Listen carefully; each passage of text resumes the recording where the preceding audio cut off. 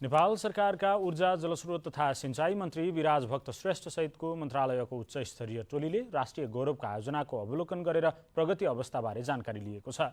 कर्णालीको very Babai diversion, बाँकेको सिक्टा सिंचाई आयोजना, बर्दियाको बबई सिंचाई आयोजना, सुदूरपश्चिमको रानी जमरा सिंचाई आयोजनाको स्थलगत अनुगमन गरी आयोजनाको अवस्थाका बारेमा जानकारी लिएको हो।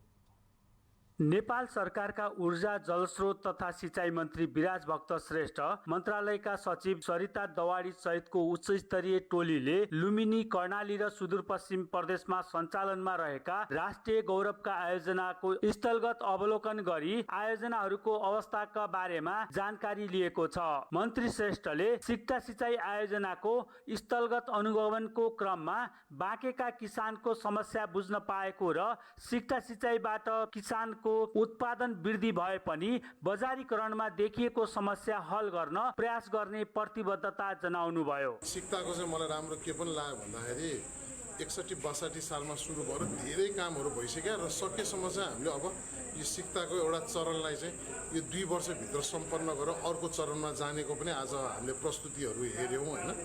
र त्यहाँ किसानहरूसँग कुरा गर्दा फेरि त्यो भूभाग चाहिँ कस्तो रहेछ भन्दा बाँकेको त्यो भएको ठाउँ, राप्ती, सुनरी लगायतका ठाउँहरू चाहिँ कस्तो रहेछ, पहिला चाहिँ पानी नभएर खडेरी नै पर्ने ठाउँ रहेछ। अनि अहिले चाहिँ सिँचाइ पुगिसकेपछि जैविक विविधता पनि, हरियालीहरू पनि भएर आएको र किसानले पनि पहिला आकाशे बालीमा मात्र निर्भर हुनुपर्ने चाहिँ 3 देखि 4 बालीसम्म पनि अहिले लाएर चाहिँ उहाँहरू एकदमै उत्साही, खुसी हुनुहुन्छ। एक दुईवटा चिन्ता उहाँहरूले व्यक्त गर्नुभएको छ बजारीकरणको। अब धान उत्पादन गर्यो, सरकारले टोकेको रेट नपाउने, अलिकति कममा बेच्न परेको चिन्ता उहाँहरूले व्यक्त गर्नुभएको छ। म यहाँबाट गएपछि सम्बन्धित मन्त्रालयमा चाहिँ त्यसको पनि एकचोटि त्यहाँ जानकारी गराएर निवेदन पनि गर्छु। यसै गरी उहाँले बबई सिंचाई आयोजनाका उपभोक्ता किसानहरूसँग पनि आयोजनाका बारेमा छलफल गर्नुभएको थियो। छलफलका क्रममा भेरी बबई डाइभर्सनबाट पानी छिटो छरितो उपलब्ध गराउन माग आएको मन्त्री श्रेष्ठले बताउनुभयो।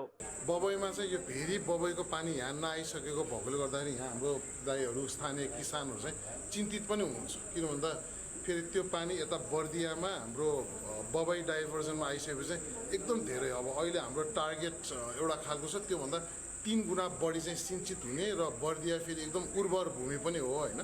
सो त्यसको लागि पनि अस्ति हामीले भेरी बबई डाइभर्सनमा पनि गरेर त्यसलाई अलिकति द्रुत गतिमा सम्पन्न गरेर यता बबईमा चाहिँ त्यो पानी आइसकेपछि चाहिँ अझ धेरै कमान्ड एरियामा चाहिँ सिंचित हुन्छ भन्ने आशाको हिसाबले हामीले काम गरिरहेछौँ। यसअघि सिक्टा सिंचाई आयोजना प्रमुख राजु आचार्य र बबई सिंचाई आयोजनाका आयोजना प्रमुख गोपाल शर्माले आफ्नो आयोजनाको कार्य प्रगति प्रस्तुतिकरण गर्नुभएको थियो। सो टोलीमा मन्त्रालयका सचिव दवाडी, जलस्रोत तथा सिंचाई विभागका महानिर्देशक मित्र बराल, मन्त्री श्रेष्ठको सचिवालयका विज्ञ सहितको टोली सहभागी रहेको थियो। नेपाल टेलिभिजनका लागि रुद्र सुवेदी, लुम्बिनी प्रदेश, बाँके।